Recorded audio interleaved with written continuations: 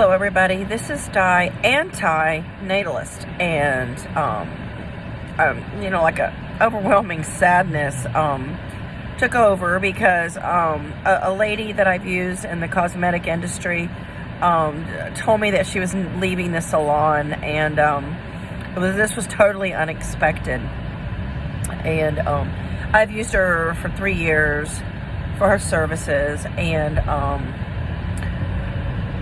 so the situation is that her husband has been causing a disturbance with the place that she works at, and he's actually moving to this city from out of the country, and so she is just bypassing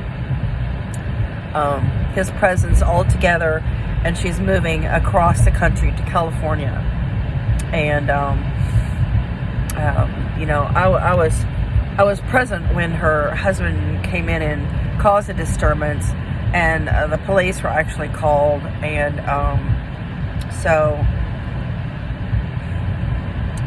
it was her ex-husband. They haven't been together in years, I guess, and I don't know the depth of the story, but it just seems like male violence, and very, very, very, very hard for me to to replace her. And she not only had the best talent, but she was very kind and patient, which is very difficult to find in this industry. And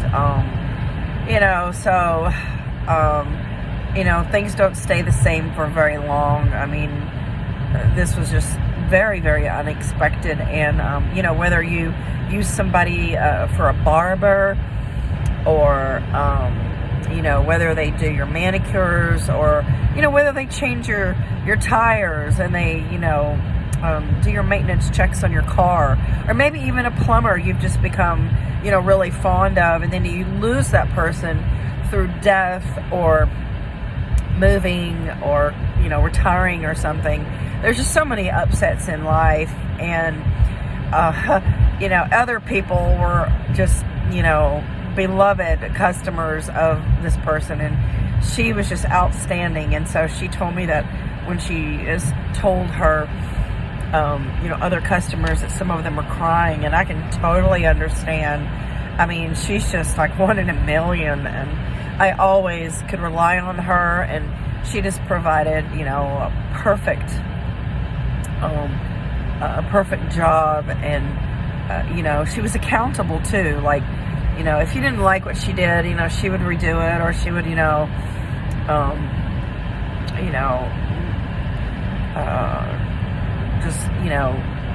give you some money back in exchange or whatever. But she was a very fair person, and you just don't see that. You just don't see that in the a lot of cosmetic industries. And and another thing that's going on in the world, the war between Russia and Ukraine, and that's unfortunately a result of male violence. Wars are started by males.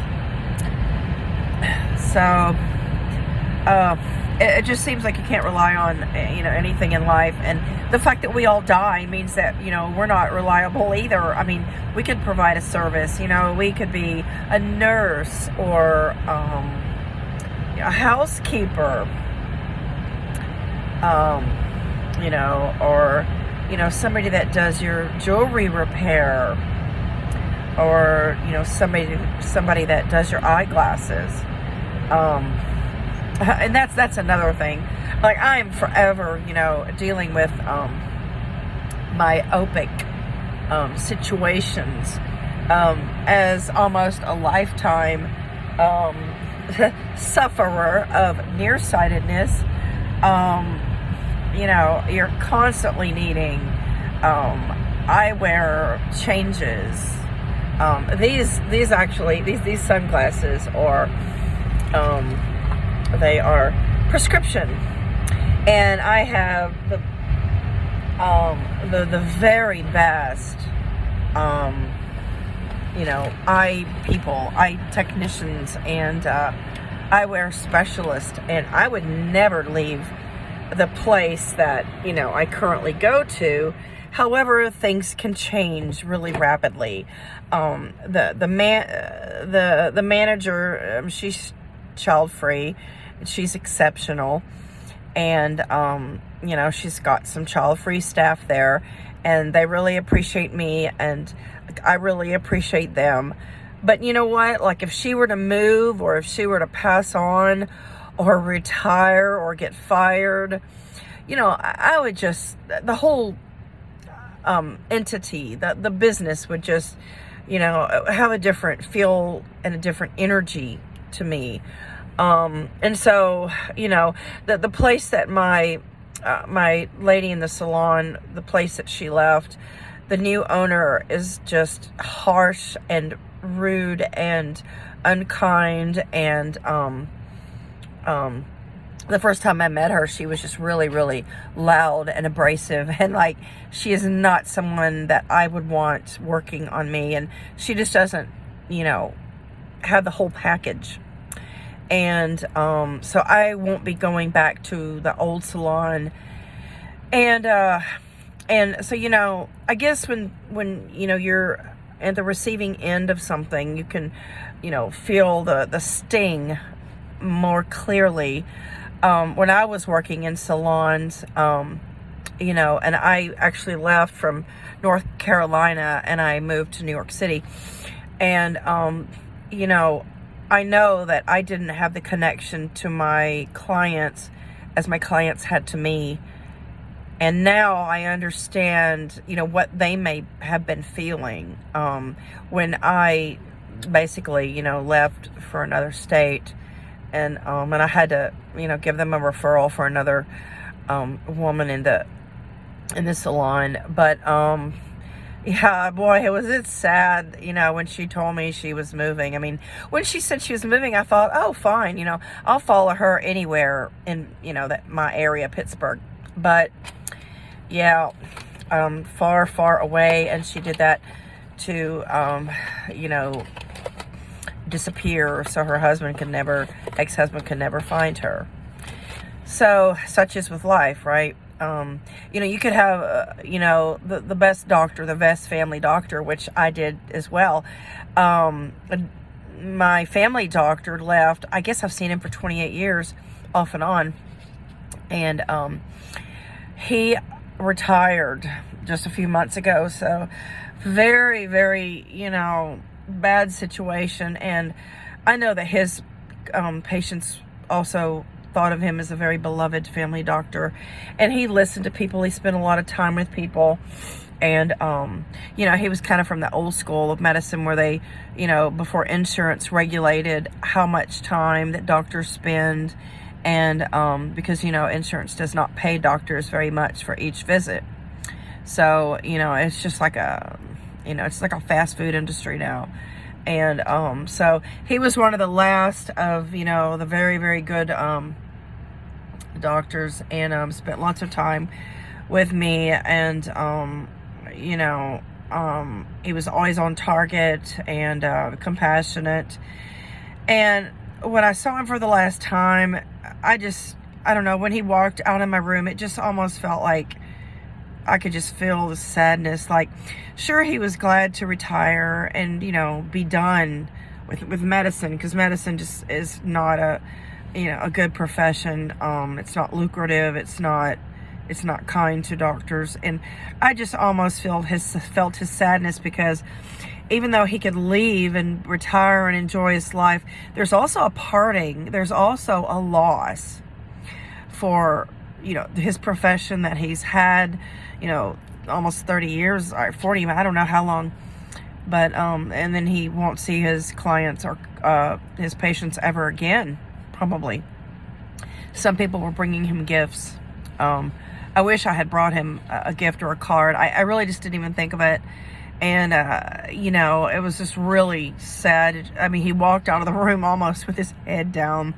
So, I know it was tough for him to, see patients for the last time. And so I had, had a PA that kind of took over years ago. And I had seen her, and I'm comfortable with her. And she's been good to me as well. And so I just hope I can find another, salon professional to replace what I had. So it was very, very sad. And if she ever came back, I would just jump at the opportunity to, be in her chair again. And so, life is sad in that respect. And there's just so many misgivings about life, and so many choices to make. Like, do you make this turn, do you make that turn, and daily choices. And for like pet rescuers, do you euthanize this pet, or do you let them live another day? And because it's always suffering. Anybody who lives a day longer is going to suffer a day longer.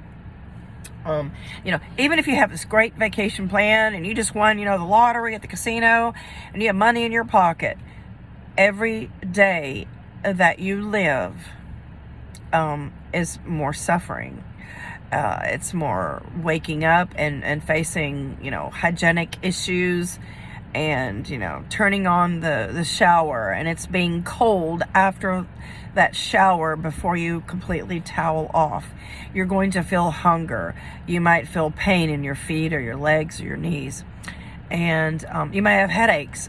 You may have chronic headaches. And then there's, other things to face in the day. Just a myriad of chores, a myriad of upsets and, disappointments. I was talking to a friend the other day, and we don't see each other too much, and I think she's going through some difficult struggles medically. And so I talked to her, I texted her, and she is now a very strong believer in antinatalism. She really liked the philosophy once I educated her. At first she was taken aback because she's very religious, and she thought it was very harsh, and now she's a confirmed believer, and believes in it wholeheartedly, and she's actually convinced one of her grandsons not to reproduce. And so she's going through some struggles, and then her daughter has some medical issues that, could be kind of bad if they progressed. But I was discussing with her online, and she says, Diane, she says, antinatalism and its philosophy, to voluntarily extinguish the population and voluntarily not procreate. She says, that is way too slow. She says, we all need to vanish quickly and suddenly. And I totally agreed with her, because if we voluntarily refuse to, reproduce, and that's going to take 100 years for the last person to die out. Way, way too much suffering in that 100 years. And so she really gave me some insight, and she's a mother and a grandmother, and life has taken some bad turns for her, some really bad turns. And she was going to do an interview with me, but I guess she backed out. She seems bitter. She's very unhappy. But she was successful, and she's got enough money in her life to take care of her. But it's the other things, it's the daily things, it's the trauma of life, and it's her family, child and grandchildren that upset her greatly, and then her current, medical conditions, which probably are minor in the scheme of things, but they're causing her a lot of upset. But she is completely right. Why should we sit around and, wait for humanity to extinguish itself by way of not reproducing, when it's just so much quicker if things were to end for us, and if everything was just up in smoke. No more suffering, no more anything, no more feeling, no more sadness, no more heartaches, no more disappointments and frustration, no more physical pain, mental pain, no more losses, no more, and no more bad weather. As you can, it's kind of snowing right now. Just some flurries. It was raining yesterday, but yeah, no more rain, no more suffering, no more sadness, no more disappointments. And I just really wish, just things were just to end, and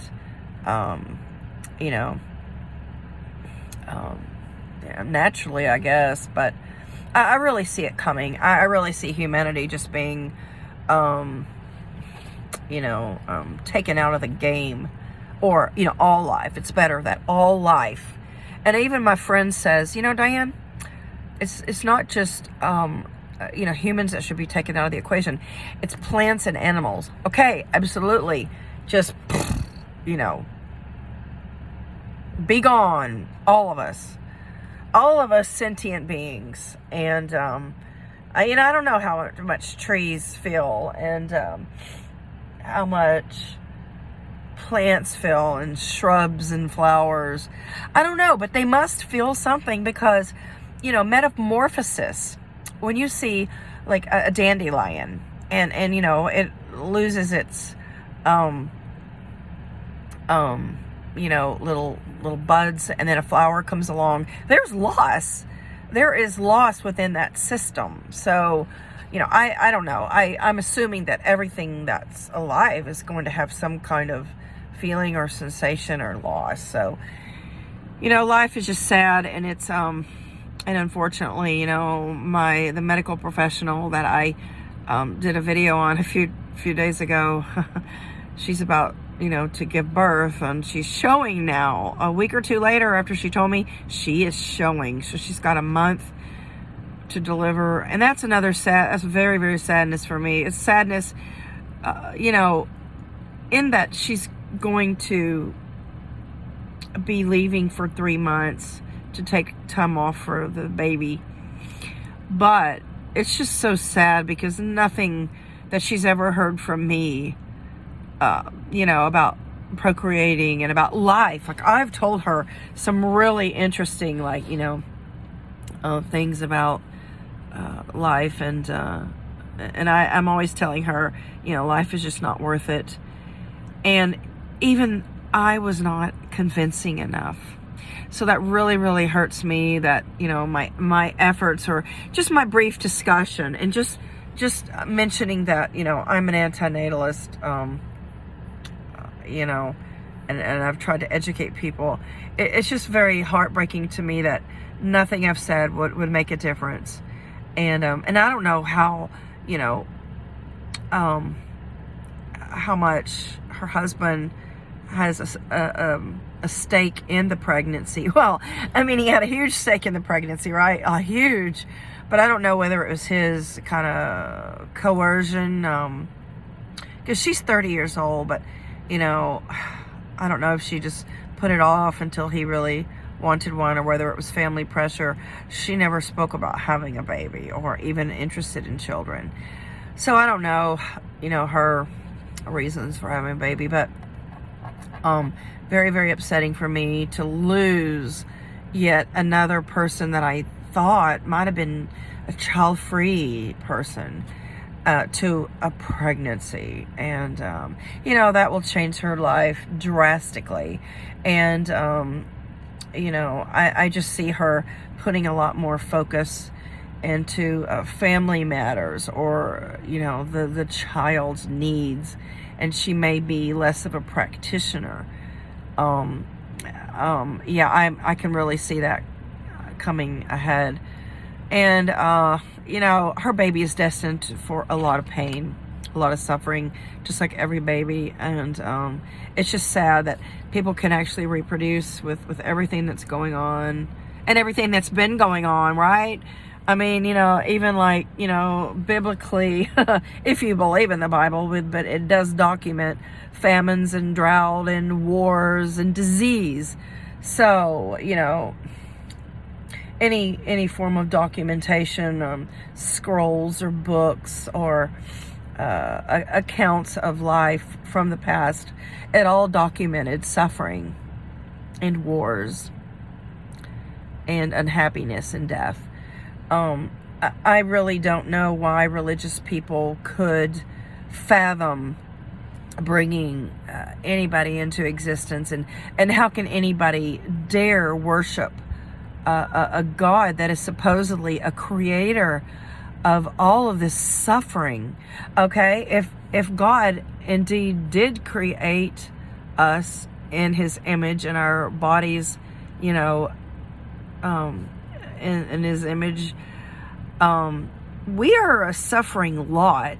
We are just, you know, need machines, and we're very, very fragile as human beings, and our bodies decline, and yeah, all of our organs are just dilapidated, you know, past 30 or 40 or 50, and so, you know, we're just not a good creation at all.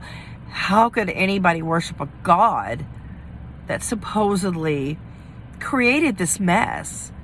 And, you know, there's a lot of evil in this world. I can, if you were to ask me who, or the you know, handful of evil people that you have met, I can easily name their names. And yeah, I recall them very, you know, easily from my life, and dealing with them, and I just saw extreme evil with a few people, not a lot overall, but I do think that there's far more bad people than good.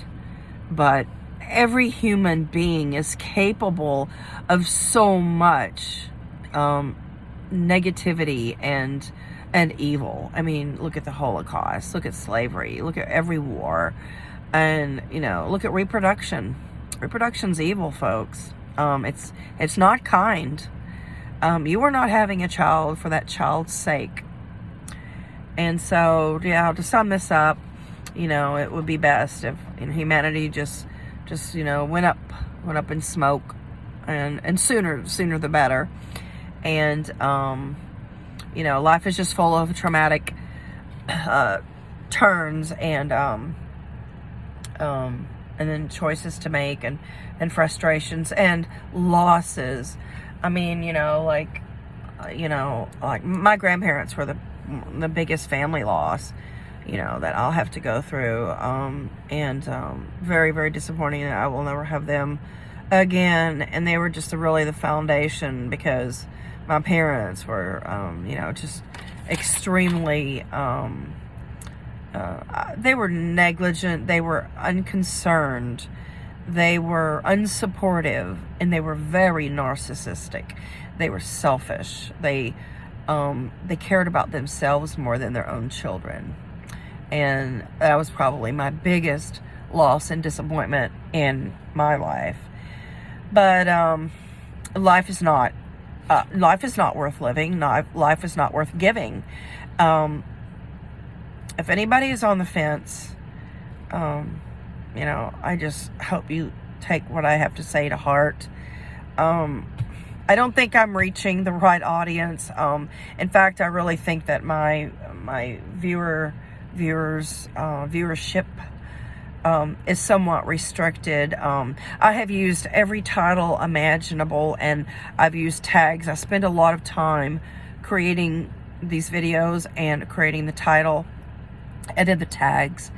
And, you know, the views are still limited. So I think it was from the past channel, and I think it was just a consequence of that. And I also think that antinatalism is certainly not popular, and not something that the Illuminati, if you will, wants to, you know, go public. It's not something that those in authority want to be a widespread thought. And it's very highly offensive to some people. And I don't care if it's offensive. I don't care. I mean, there's nothing anybody can do to me. Nothing. What are they going to do? Kill me for being an antinatalist? Shoot me in the head? There's nothing at this point anybody can do to me to stop me from speaking and to silence me, because I feel like I've been an educator, number one, for animal welfare and humane, treatment of animals. And then when I became an antinatalist officially, then that just took over, and that just took over all of my thinking. And it's just the most sound philosophy and principle. And so, it prevents all harm. And I was harmed by, my salon friend, her leaving. I was, harmed when my grandparents died. We're all harmed by being born and placed into existence. No matter how much our parents think that they love us, or how many people did feel loved by their parents harmed them. So it's just a bad deal. It is just a raw deal to be born. And that one little sperm, that just, goes on by and makes its way. That was the most unlucky of sperm, because it created life, and life is dangerous and harmful for all of us. So thank you for watching.